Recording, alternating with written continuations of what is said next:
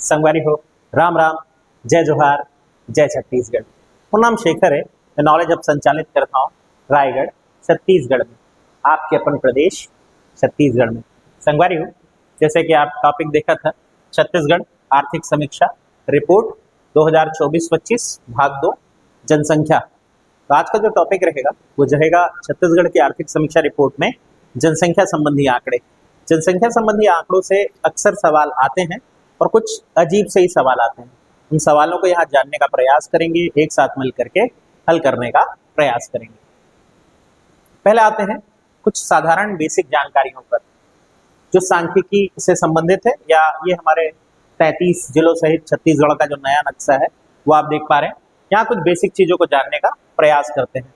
जैसे छत्तीसगढ़ में नगरीय निकायों की संख्या, छत्तीसगढ़ में कुल नगरीय निकायों की संख्या, अक्सर इसे लेकर के काफी प्रश्न आते रहते हैं। तो सबसे पहले वही देखते हैं।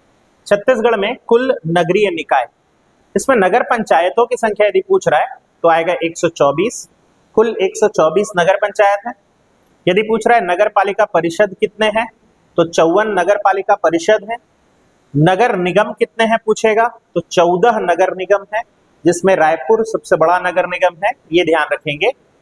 2001 में यानी कि राज्य गठन के समय हमारे पास केवल 75 नगरीय निकाय थे, 75।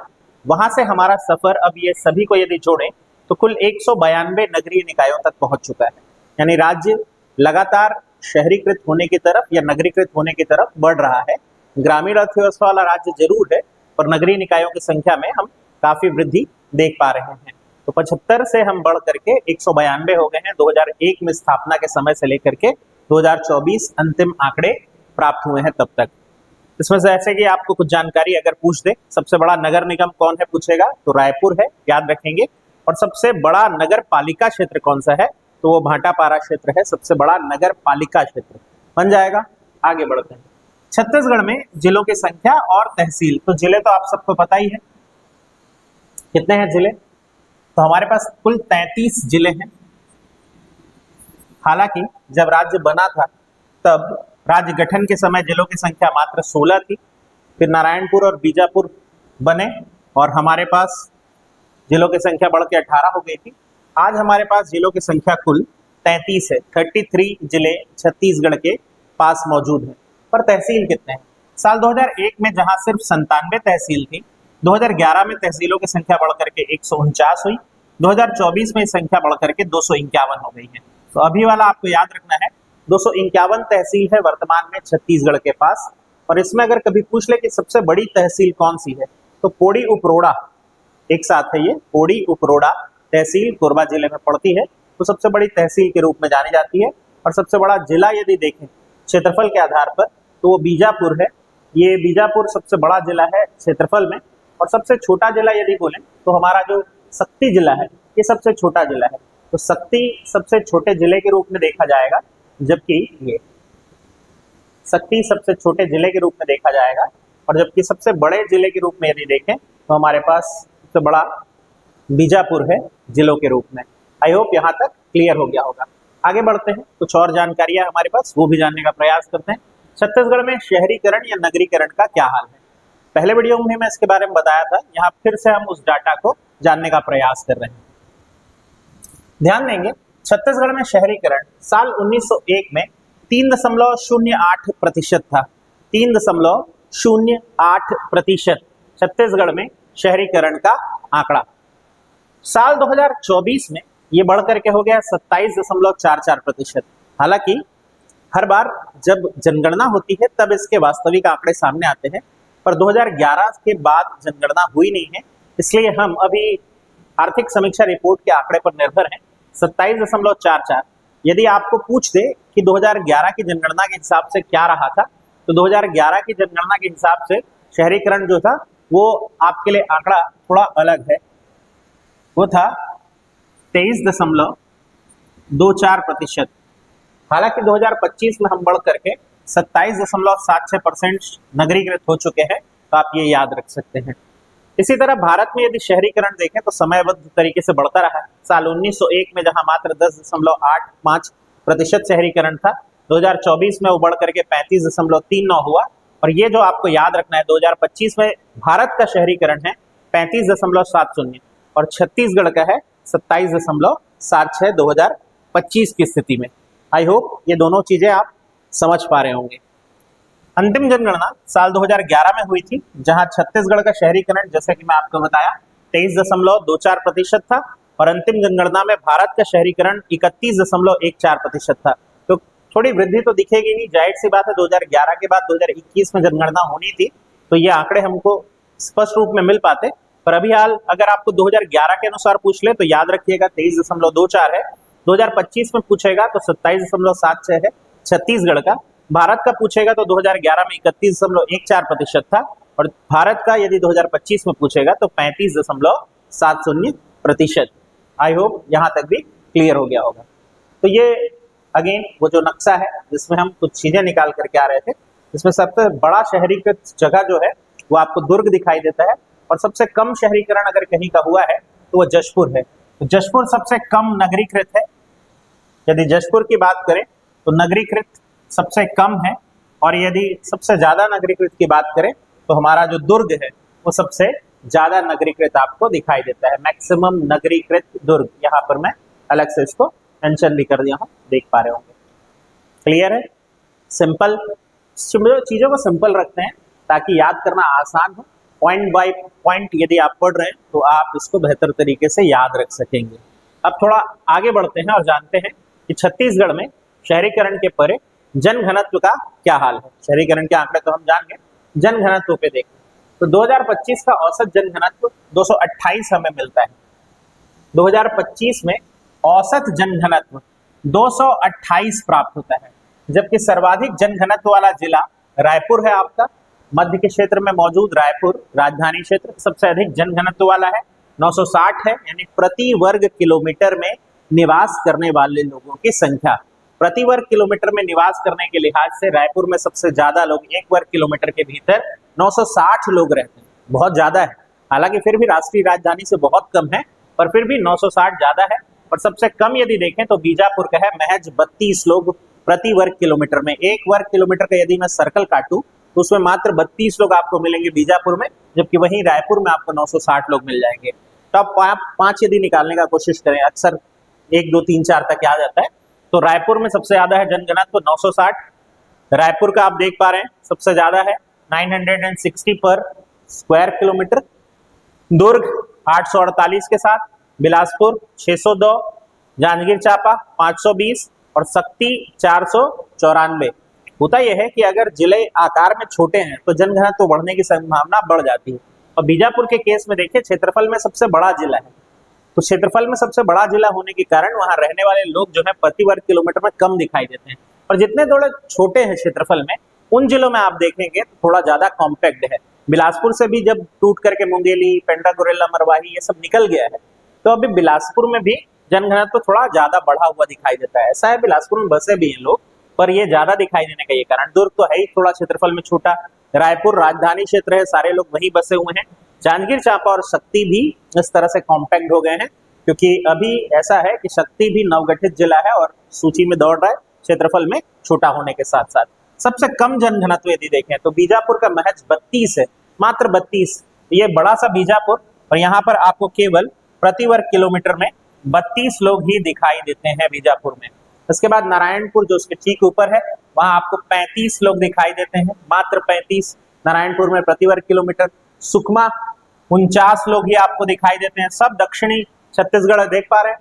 फिर उसके बाद मनेन्द्रगढ़, चिरमिरी, भरतपुर जो है वहां आपको 97 लोग दिखाई देते हैं, 97 यहाँ आपको दिखाई देता है।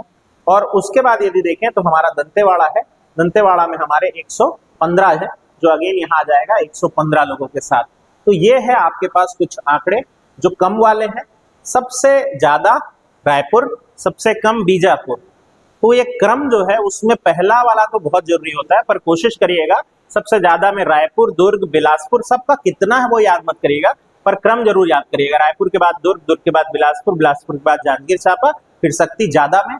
कम में यदि पूछेगा तो बीजापुर के बाद नारायणपुर, फिर सुकमा, फिर मनेन्द्रगढ़ और फिर दंतेवाड़ा। आई होप यहाँ तक भी चीजें क्लियर हो गई होंगी। तो अब आगे बढ़ते हैं और एक बड़ा इंटरेस्टिंग डाटा देखते हैं, धर्म संबंधी आंकड़े।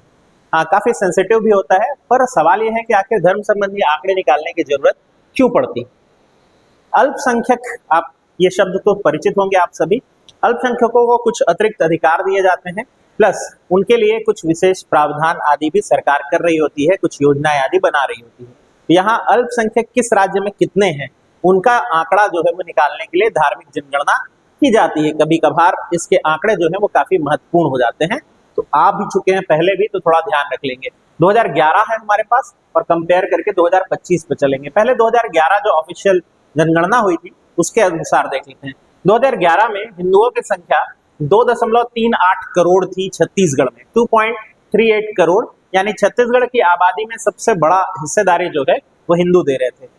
दूसरा मुस्लिम आबादी थी, 5.14 लाख है मुस्लिम 2011 में। फिर आते हैं ईसाई 4.90 लाख। फिर आते हैं बौद्ध 70.4 हजार। यदि क्रम जमाएंगे तो हिंदू, मुस्लिम, ईसाई के बाद सिख मत लगा देना, बौद्ध है, फिर सिख है 70,000, और फिर है जैन जो आपको सबसे कम दिखाई देते हैं 61.5 हजार, सिख है 70,000। तो ये 2011 में था, पर इसमें थोड़ा भी परिवर्तन हम देख पाते हैं यहाँ पर। 2025 के अनुसार हिंदू जो है वो 2.83 करोड़ हो गए हैं। 2.38 थे, वहां से बढ़ करके 83 हो गए हैं, 38 से 83 2025 में। मुस्लिम जो है वो 6.36, तो बढ़ी है संख्या, 5.14 से बढ़ करके 6.36 लाखों में है, वहां हिंदू करोड़ में है, ये ध्यान रखेंगे। फिर आते हैं ईसाई 5.91 लाख। यहाँ पर ईसाई जो है 4.90 लाख थे, ईसाइयों की संख्या भी बढ़ी है, 5.91 लाख दिखाई देते हैं। फिर आते हैं बौद्ध, बौद्ध 74.6 हजार हो गए हैं, बौद्ध 70.4 थे, वहां से बढ़ करके बौद्धों की संख्या भी 74.64 हुई है। सिख जो है 67.8 हजार हुए हैं, और यहाँ पर आंकड़ा देखेंगे थोड़ा प्रॉब्लमेटिक दिखाई देता है। सिख 70,000 थे, उनकी संख्या में गिरावट है, 67.8 हजार हो गए हैं सिख, यानी सिखों की संख्या बाकियों की तुलना में, बाकी धर्म के लोगों की तुलना में कम हुई है। फिर आते हैं जैन, जैन 66.3 हजार हुए हैं, इससे पहले 61.5 थे, यानी जैनों की संख्या में भी वृद्धि हुई है। तो ये आंकड़े कई बार जरूरी हो जाते हैं, ध्यान रखिएगा, इनको क्रम जमाने दे सकता है।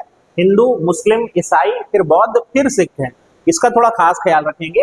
और एक क्वेश्चन ये बन सकता है कि वो कौन से धार्मिक समुदाय है जिनकी संख्या छत्तीसगढ़ में बहुत तेजी से बढ़ी है, ऐसा भी क्वेश्चन बन सकता है, और गिरी है, ये भी क्वेश्चन बन सकता है। तो बहुत तेजी से बढ़ोतरी यदि देखें तो हम मुस्लिमों में संख्या जो है वो वृद्धि देख पा रहे हैं 6.36, और यहाँ 5.14 से लेकर के 6.36, तो अच्छी खासी वृद्धि हुई है। ईसाइयों की संख्या में भी ठीक ठाक वृद्धि हुई, 4.90 लाख से 5.91 लाख, तो उनकी संख्या में भी ठीक ठाक वृद्धि दिखाई देती है।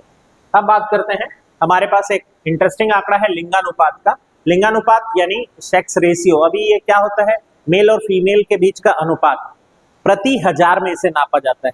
ध्यान रखेंगे, हर 1000 लड़कों के पीछे लड़कियों की संख्या, ये कहलाता है लिंगानुपात। इसको दो आधार पे नापते हैं, एक सामान्य लिंगानुपात और एक होता है बाल लिंगानुपात, यानी 0 से 6 वर्ष की आयु के दौरान वाला। तो अभी हम पहले देखेंगे लिंगानुपात 1000 से अधिक वाले हमारे पास कौन कौन से जिले हैं।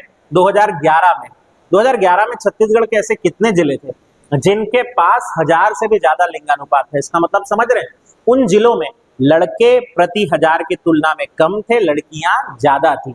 इनकी संख्या आप देख पा रहे होंगे, तो कुल 17 जिले ऐसे थे जिनकी 1000 से ज्यादा थी। तो लिस्ट है, कोंडागांव टॉप पे था 1033 के साथ, दंतेवाड़ा 1023, गरियाबंद 1000, नहीं क्रम थोड़ा गड़बड़ हो रहा है, कोंडागांव 1033, मोहला मानपुर 1027, दंतेवाड़ा 1023, बालोद 1022, गरियाबंद 1020, खैरागढ़ 1018, महासमुंद 1017, बस्तर 1017, सबसे ज्यादा 1017 वाले हैं, सुकमा 1017, धमतरी 1010, राजनांदगांव 1010, कांकेर 1006, जशपुर 1005, मुख्यमंत्री जी का जिला है, सारंगढ़ 1005, सक्ती 1004, बलौदाबाजार 1003 और बेमेतरा 1001। तो आप एक इंटरेस्टिंग चीज दिखाऊं मैं आपको, देखिए यहां ध्यान दीजिए, बड़ी मजेदार सी बात है, कई चीजें कितनी इंपॉर्टेंट हो जाती है उसको समझिएगा। कोंडागांव बस्तर में आता है, दंतेवाड़ा बस्तर संभाग में आता है, फिर इसके बाद आते हैं सुकमा, बस्तर संभाग में आता है, खुद बस्तर बस्तर संभाग में आता है, फिर आ गए कांकेर, बस्तर संभाग में आता है। तो ये जो है बस्तर संभाग के जिले जिनमें 7 टोटल हैं, उनमें से 1, 2, 3 और 4 हजार से ज्यादा, इनफैक्ट 5, 7 में से 5 जिले हजार से ज्यादा वाले हैं बस्तर में। इंटरेस्टिंग है, बस्तर को लोग बोलते हैं कि उनका वैचारिक जो रहन सहन है वो अभी जनजातीय विचारों से आगे नहीं निकले हैं, तेजी से बढ़ नहीं रहे हैं, ऐसे बहुत सारे आरोप लगाए जाते हैं। पर आप बस्तर को देखिए, उन्होंने कम से कम अपनी बालिकाओं को जीने का अवसर दिया है। बालिकाओं की संख्या वहां ज्यादा दिखाई दे रही है बालकों की तुलना में, लड़कों की तुलना में। तो ये तो साधुवाद या धन्यवाद के पात्र हैं। इसके अलावा यदि हम बाकी इधर देखें तो रायपुर संभाग में यदि नजर डालें तो गरियाबंद ठीक ठाक हालात में हमको दिखाई देता है, धमतरी हमको ठीक ठाक हालात में दिखाई देता है, बलौदाबाजार ठीक ठाक हालात में दिखाई देता है, बाकी फिर प्रॉब्लमेटिक है। इसी तरह यदि देखें तो अभी हमारा जो बीच का है बिलासपुर वाला जो जोन है वहां पर प्रॉब्लम दिखाई देती है। बिलासपुर संभाग में यदि ढूंढेंगे ना तो आप देखें शक्ति आपको दिख रहा है, सारंगढ़ आपको दिख रहा है, उसके बाद बस यहाँ प्रॉब्लम है हमारे पास। मध्य क्षेत्र में थोड़ा सा मैदानी इलाके भले नगरीकृत ज्यादा हो गए, शहरीकरण बढ़िया हुआ है, शिक्षा भी आगे आप देखेंगे तो अच्छी खासी शिक्षित जनसंख्या आपको दिखाई देगी, पर विचारधारा यहाँ पर प्रॉब्लम है। तो 17 कुल थे हमारे पास 2011 में जो हजार से ज्यादा वाले थे। मैं ये नहीं कहूंगा कि आपको सबका याद होना चाहिए, इन 17 जिलों के नाम याद कर सकें, संभाग में तोड़ करके आप बांटे, कैसे भी याद करें, पर ये 17 कोशिश करिएगा याद करने का। 17 ऐसे थे 2011 में, पर उसके बाद यदि देखें तो क्या हम सुधरे हैं या हम खराब हुए 2025 की स्थिति में। 2025 में आप देखेंगे तो महज 12 ऐसे बचे हैं, महज 12, 17 से हम घट करके आ गए हैं 12 जिनकी हजार से ज्यादा है। अभी देखेंगे लिस्ट से जो बाहर हो गए हैं वो भारी प्रॉब्लम कर रहे हैं, है ना। तो अभी कोंडागांव ये अपनी स्थिति सुधारा है, 1051, यहाँ देखेंगे 33 था 1051 हो गया, यानी कोंडागांव बना हुआ है रेस पे। बालोद अच्छा खासा जंप लेकर के 1031 पे दूसरे नंबर पे आ गया।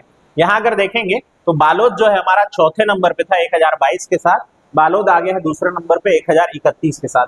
दंतेवाड़ा 1029, दंतेवाड़ा भी यहाँ देखेंगे तो तीसरे नंबर पे पहले भी था, तीसरे नंबर पे अभी भी दिखाई देता है। बस्तर 1028, बस्तर उस समय देखेंगे तो 8वें नंबर पे था 1017 के साथ, अभी बस्तर चौथे नंबर पे आ गया है 1028। तो फिर एक बार देख लेते हैं, कोंडागांव 1051, फिर बालोद है, फिर दंतेवाड़ा है, फिर बस्तर है, ये है टॉप 4। 5वां यदि गिनेंगे तो गरियाबंद 1027। 5 तक तो कोशिश करिएगा कि आप याद रख सके, बाकी आपके लिए बोनस है। महासमुंद 1018, धमतरी 1018, मोहला 1016, खैरागढ़ 1016, जशपुर 1013 मुख्यमंत्री जी का जिला है, थोड़ा ध्यान रख सकते हैं, कांकेर 1009 और राजनांदगांव 1005। तो जहां अच्छे भी थे ना स्थिति, वहां भी संख्या में काफी कमी दिखाई दे रही है, ये एक प्रॉब्लम का विषय है। तो क्या वो जो अभियान हम लोग शुरू किए थे, याद है आपको, बेटी बचाओ बेटी पढ़ाओ, तो क्या वो अपने मानकों पर खरा उतर रहा है? अभियान चलाने से ही कुछ नहीं होगा, लोग खुद जब तक नहीं सोचेंगे इसको तब इस पर कुछ नहीं हो सकता। तो अभी सोच ऐसी है तो अभी इसका क्या ही कर सकते हैं, किसी राज्य से क्या ही कंपेयर करें, पर प्रॉब्लम है हमारे राज्य में भी अगर इस विचारधारा को देखें तो। छत्तीसगढ़ लिंगानुपात में थोड़ा आगे बढ़ते हैं, 2011 के अनुसार औसत लिंगानुपात।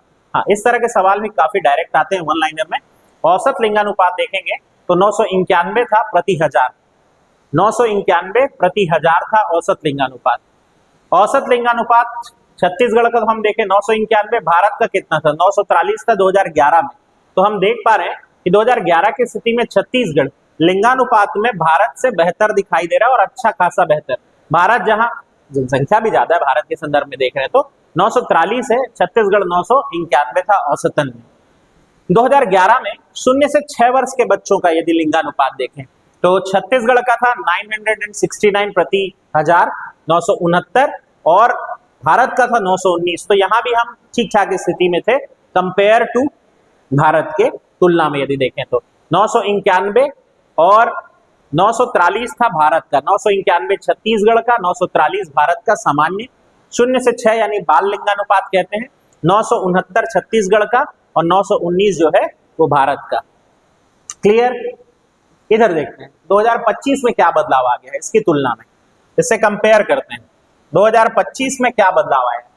छत्तीसगढ़ का लिंगानुपात 991 से बढ़ करके 994 हुआ है, यानी औसत लिंगानुपात में छत्तीसगढ़ ने सुधार किया है 2011 से लेकर के अब तक। यदि देखें तो भारत की स्थिति क्या है, 943 थी, वहां से बढ़ करके 952 हुई है, यानी भारत में भी लिंगानुपात की स्थिति में सुधार हुआ है यदि 2011 की तुलना में करें तो। 0 से 6 वर्ष के बच्चों का देखते हैं। 0 से 6 वर्ष के बच्चों का औसत लिंगानुपात 2011 में था 969, वो अब बढ़ करके या घट करके, तो घट करके दिख रहा है 969 से 963, यानी बाल लिंगानुपात में छत्तीसगढ़ की स्थिति में गिरावट आई है। यानी यहां पर प्रॉब्लम है, अब जो नवजात शिशु हैं 0 से 6 वर्ष के बीच वाले, उनके स्वास्थ्य को लेकर के यहाँ पे संकट की स्थिति हमको दिखाई दे रही है। पोषण की स्थिति कह सकते हैं, माताओं का पोषण कम रहता है तो भी इस तरह की दिक्कत आती है, और शिशु जो है अविकसित हो जाते हैं, इस कारण भी ये दिक्कत आती है। प्रसव में यदि सुरक्षित स्थान पर प्रसव नहीं हो पाता है तब ये प्रॉब्लम आती है। तो इतने सारे प्रयास कर रहा है राज्य भी और देश भी, उसके बाद भी हम यहाँ पे प्रॉब्लम देखते हैं। 969 था 2011 में, 2025 में वो घट करके 963 हो गया है।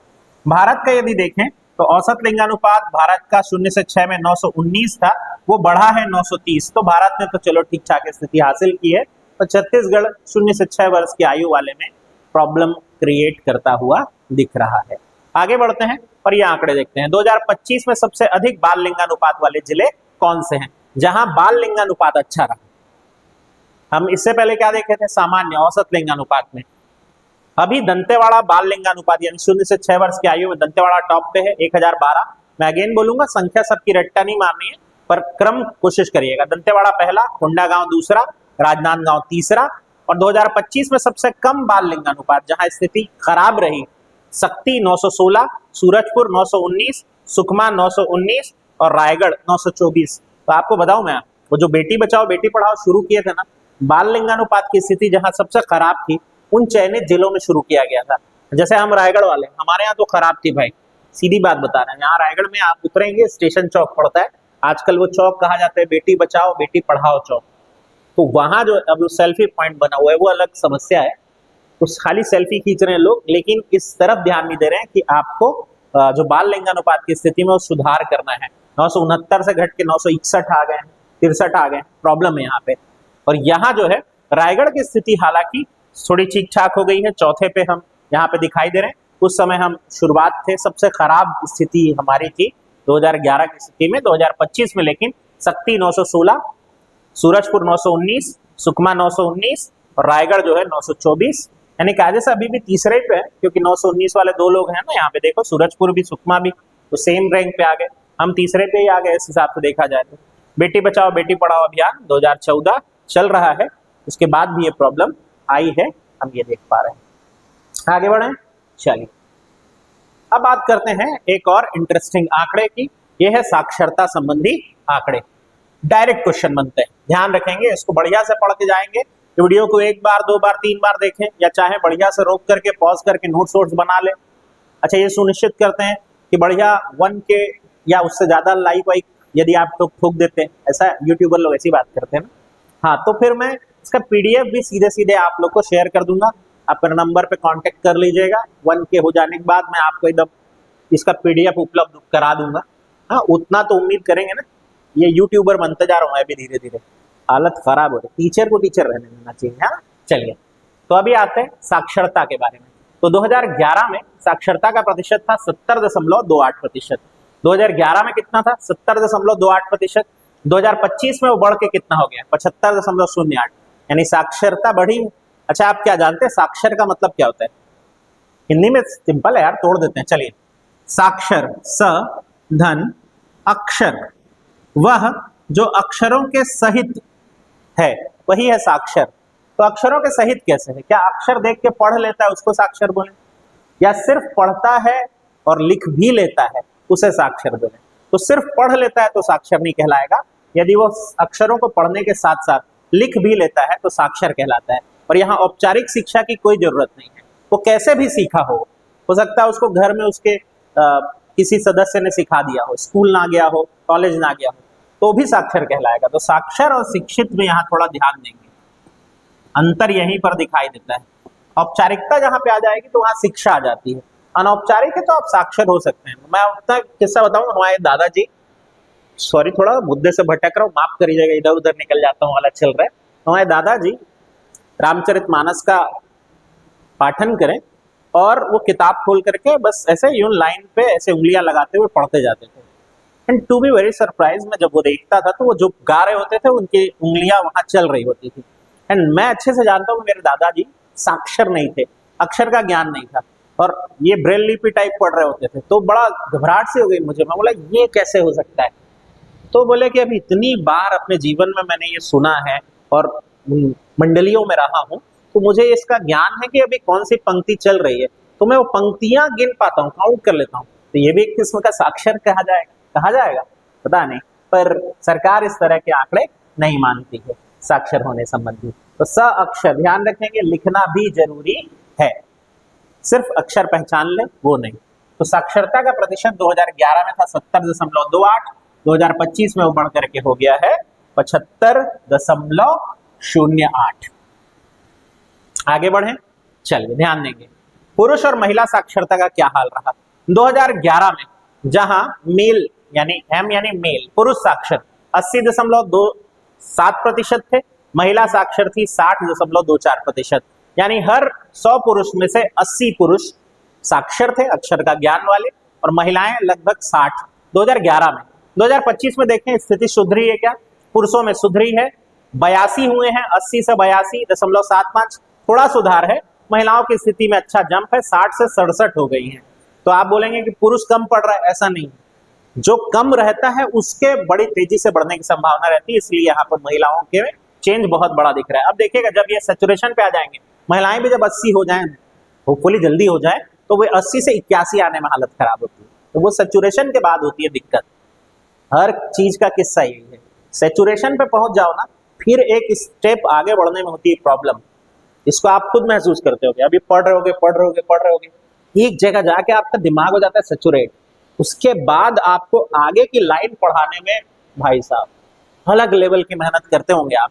चाय पी लेता हूँ, हाँ कुछ लोग सुट्टा मार के आता हूँ, फिर पढ़ने बैठूंगा, तो ये चल रहा होता है। वो अपने आप को एक बूस्ट देना पड़ता है, तब कहीं जा करके फिर बढ़ती है बात, नहीं तो आप सैचुरेट हो गए, एक जगह पे रुक गए तो बस ठहर गए।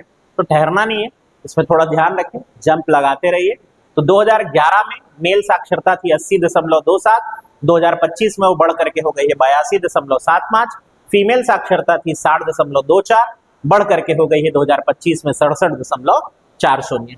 सर्वाधिक पुरुष और महिला साक्षर जिले कौन से हैं?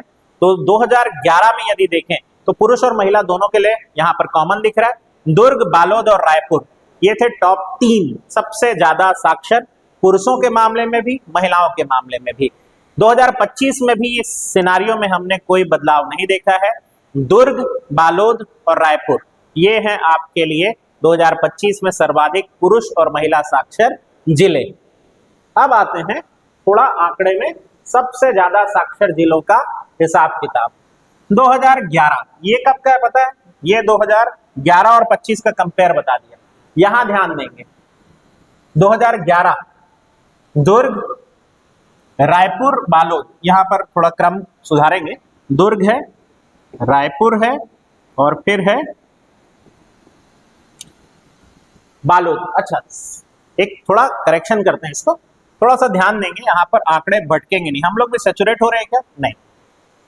तो यहां पर जो है सर्वाधिक पुरुष और महिला था, यहां पर जो पुरुष और महिला, और यहां पर हम क्या कर रहे हैं? औसत निकाल रहे हैं सबसे ज्यादा साक्षर जिलों का डायरेक्ट। तो दुर्ग सबसे ज्यादा साक्षरता दिखा रहा था, फिर आपको कौन दिखा रहा है? Raipur second, Balod third, Rajnandgaon fourth, Dhamtari 5वां। 2025 में क्या चेंज आया? दुर्ग, रायपुर, बालोद, कोरबा की एंट्री हुई है राजनांदगांव की जगह, देख पा रहे हैं? तो 2011 में जहां दुर्ग, रायपुर, बालोद, राजनांदगांव थे, अब 2025 में दुर्ग, रायपुर, बालोद के बाद कोरबा आ गया है, राजनांदगांव चौथे रैंक से हट गया है, इनफैक्ट पीछे ही चला गया है, धमतरी अपना 5वां पोजीशन होल्ड करके रखा हुआ है। न्यूनतम साक्षर जिले यदि देखें तो 2011 में न्यूनतम साक्षर थे सुकमा, बीजापुर, नारायणपुर, जबकि 2025 में भी सुकमा, बीजापुर और नारायणपुर न्यूनतम साक्षर हैं। अच्छा, सबसे कम पुरुष और महिला साक्षर जिले यदि देखें तो मेल यदि देखें 2011 में और 2025 में लिस्ट सेम टू सेम रही है। मेल 2011 में सुकमा, बीजापुर, नारायणपुर। सबसे कम फीमेल यदि देखें तो 2011 में और 2025 में आंकड़े सेम दिखाई देते हैं, सुकमा, बीजापुर के बाद दंतेवाड़ा। तो यहां पर है थोड़ा सा आंकड़े में चेंज, पर फिर भी इतना तक नहीं जाता है। कोशिश करिएगा पहला पहला जरूर याद रखिएगा। अगर आपको लगे कि ये बहुत जटिल हो रहा है तो कम से कम पहला जरूर याद रखिएगा। सबसे ज्यादा साक्षर दुर्ग, सबसे ज्यादा पुरुष साक्षर पूछेगा तो अगेन दुर्ग, सबसे ज्यादा महिला साक्षर दुर्ग, कोई दिक्कत नहीं। सबसे 2025 में भी सेम है दुर्ग। सबसे कम साक्षर सुकमा 2011 में भी 2025 में भी। सबसे कम पुरुष साक्षर सुकमा और सबसे कम महिला साक्षर सुकमा। यहां पर ये बड़ा जो आंकड़ा है 2025 में, कोरबा की एंट्री जो है वो एक है जो आप थोड़ा नजर पे रखिए। आगे बढ़ते हैं, बात करते हैं अगले आंकड़े पे। छत्तीसगढ़ में किशोर और युवा जनसंख्या। किशोर और युवा जनसंख्या क्यों निकालेंगे? श्रम शक्ति का पता चलता है, कार्यबल का पता चलता है, कितने अभी हमारे बीच कार्य शक्ति करने वाले युवा मौजूद हैं और उनके आधार पर वो राज्य कितना आगे बढ़ सकेगा, इसका आप एक अनुमान लगा पाते हैं। तो हमारे यदि युवा बल देखें तो अच्छा खासा दिखाई देता है। किशोर जनसंख्या यानी 10 से 19 साल के जो हैं वो 21.19% है, यानी अच्छा खासा रेशियो। और 15 से 29, ये दोनों कॉमन हो रहा है यहाँ पर, 19 के बाद इधर, तो 15 से 29 में 29.80, यानी सबसे ज्यादा छत्तीसगढ़ की जो जनसंख्या है वो किशोर और युवाओं लोगों की है। युवाओं का जो है राज्य है और होना भी चाहिए। 25 साल के तो छत्तीसगढ़ भी हो चुके, अभी 25 साल में हम औसत 29 जो है आयु दिखा रहे हैं। क्लियर है? अब थोड़ा ध्यान देते हैं। मैक्सिमम किशोर जनसंख्या दो हिस्से में बांटेंगे, किशोर अलग युवा अलग। मैक्सिमम किशोर जनसंख्या वाले जिले, सक्ती में प्रतिशत है 22.71, जांजगीर में 22.69 और सरगुजा में 22.67। ये है टॉप 3 जिले सबसे ज्यादा किशोर जनसंख्या वाले, सक्ती, जांजगीर, सरगुजा। परसेंटेज कोशिश करिएगा, याद हो जाए तो अच्छी बात, नहीं तो क्रम तो होना ही चाहिए। सबसे कम किशोर जनसंख्या वाले जिले, जशपुर प्रॉब्लम है यहाँ पे, सबसे कम किशोर है 19.19, उससे थोड़ा ज्यादा बालोद में 19.67, उससे थोड़ा ज्यादा कांकेर में 19.69। तो सबसे कम वाले हैं जशपुर, बालोद और कांकेर। ज्यादा वाले थे सक्ती, जांजगीर, सरगुजा। किशोर की बात हो रही है। युवा पे आते हैं। सबसे ज्यादा युवा जिला कौन सा है? मनेन्द्रगढ़, चिरमिरी, भरतपुर सबसे ज्यादा युवा जिला है, 32.64% यंग आबादी है 15 से 29 वाले। कोरबा दूसरे नंबर पर है 32.39 और फिर कोरिया है तो आप देखेंगे 32.09%। तो 3 सबसे ज्यादा युवा मनेन्द्रगढ़, कोरबा, कोरिया। मनेन्द्रगढ़, कोरबा, कोरिया, माँ कोको, ये लोग हैं युवा। फिर आते हैं मिनिमम युवा जनसंख्या वाले, कवर्धा, बलरामपुर और सूरजपुर। कवर्धा, बलरामपुर, सूरजपुर। कवर्धा में 28.15%, बलरामपुर में 28.28 और सूरजपुर में 28.37। तो सबसे युवा जिला मनेन्द्रगढ़, सबसे अधिक किशोर वाला सक्ती, सबसे कम किशोर जशपुर और सबसे कम युवा जनसंख्या कवर्धा। ऐसा कम से कम इतना तो आपको बनता है याद करने का। अब थोड़ा आते हैं अगला आंकड़ा, ये है लाइफ एक्सपेक्टेंसी, यानी कि जीवन प्रत्याशा वाले आंकड़े आएंगे इस तरफ। और हम एक और आंकड़ा देखेंगे माध्य आयु का। ये एक नई चीज इस बार जोड़ करके दिया था आर्थिक समीक्षा रिपोर्ट में, माध्य आयु। आखिर क्यों गणना की जाती है माध्य आयु? ये बताता है कि कोई भी राज्य जो है उसमें किस तरह की जनसंख्या अभी आधार बनी हुई है, जिससे या तो हम कम और या ज्यादा वालों को देख पाते हैं। तो छत्तीसगढ़ में माध्य जनसंख्या जो है वो आपके लिए दिखाई देती है 28.67। 28.6 लगभग 28.5 साल के लड़के सबसे, या लड़कियां दोनों मिला करके सबसे ज्यादा मौजूद। 28.6 ये है माध्य आयु। या तो इससे फिर उधर कम वाले हैं या ज्यादा वाले हैं, ऐसा। भारत के लिए यह है 30.27 माध्य आयु। क्लियर है?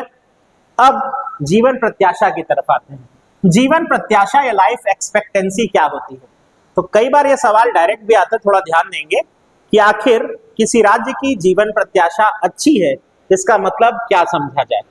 तो हम कहेंगे कि वहां की मृत्यु दर कम है, यानी वहां के बुजुर्गों के स्वास्थ्य को लेकर के काफी सुविधाएं दी जा रही हैं। हमारे यहाँ भारत में 2011 में औसत आयु पुरुष के लिए 64.9 साल थी, यानी एक पुरुष 2011 औसतन 64.5 साल या लगभग 65 साल जीता था। छत्तीसगढ़ में बहुत कम था, 58.5, लगभग 59 साल आते आते छत्तीसगढ़ का जो पुरुष है वो अपने पूरी आयु कर लेता था, ऐसा बताया गया है। इसका मतलब यह है कि स्वास्थ्य सुविधाएं थोड़ी कमजोर थी, ये ऐसा समझेंगे ना। ऐसा नहीं कि 60 साल होते होते छत्तीसगढ़िया आदमी निकल ली, खटिया उलसना वाला हालात हो जाएगा ना, बोलते ना एक तो, हाँ, वो खटिया उलझ गए या खटिया उल्टा दे, तो वो नहीं करना है, लौटाना नहीं। तो छत्तीसगढ़ में 58.5 था 2011 में। भारत में यदि 2025 में देखें तो पुरुषों का औसत 69.4 हो गया है, यानी सुधार हुआ है। अब औसतन 2025 में एक भारतीय पुरुष 70 साल तक अपनी जीवन की उम्मीद करता है। छत्तीसगढ़ में स्थिति अच्छी खासी सुधार हुई है, 67.1 यानी लगभग 67 साल। तो कहाँ 58.5 और कहाँ 67। तो ये है पुरुष जीवन प्रत्याशा भारत के लिए भी, छत्तीसगढ़ के लिए भी। भारत 2011 में 64.9 था, अब 69.4 है। छत्तीसगढ़ 58.5 था, अब 67.1 है। इसी तरह महिलाओं पे आते हैं। महिलाओं का 2011 में 68.2 था। अब देख रहे हैं महिलाएं जो है 2011 में पुरुषों से थोड़ा ज्यादा जी रही थी। पुरुष हरकत ही ऐसा कर रहा होता है, ऐसा है। चलिए, छत्तीसगढ़ में भी ठीक ठाक स्थिति थी, 58.5 और यहाँ पर 62.5 हमको दिखाई दे रहा है। यानी छत्तीसगढ़ में 2011 में महिलाओं की स्थिति पुरुषों की तुलना में जीवन प्रत्याशा में तो अच्छी थी। 25 में क्या बदलाव आ गया?